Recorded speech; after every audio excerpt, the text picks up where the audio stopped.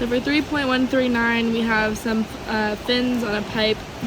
We call them phalanges, and they can be treated as circular with rectangular profile, and we know that our heat transfer rate from the pipe equals our heat transfer rate from the phalanges, so we can set those two heat transfer equations equal to each other and isolate our temperature at the base, which is our goal.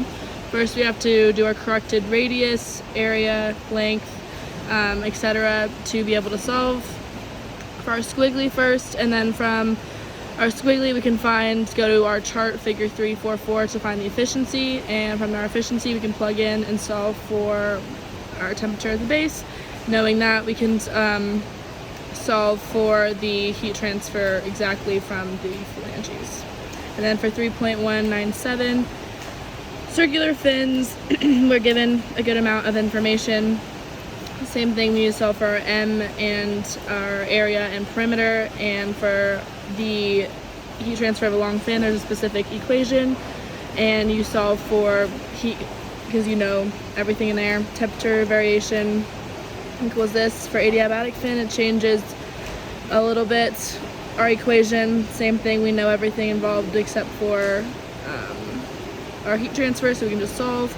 Same for all three, and then we can go down and plug in all of these equations for our temperature variation to equal this chart, and quantified looks like this, with our long fin being the furthest off, and then adiabatic specified temperature convention from the tip.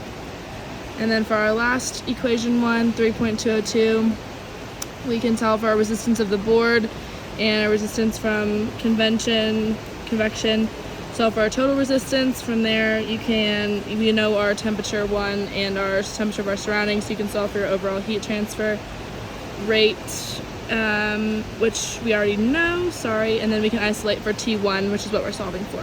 When you know T1 and you're solving for T2, if you know our heat transfer, you can just solve it to that, isolate it to that specific section. So T1 and T2 is the board, and we know the resistance of the board, so you can solve that temperature, that T2 temperature at the board.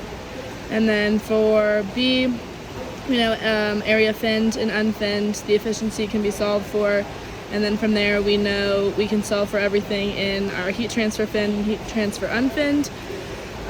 We also know our Q total already, so we can isolate our temperature at the base and solve as so.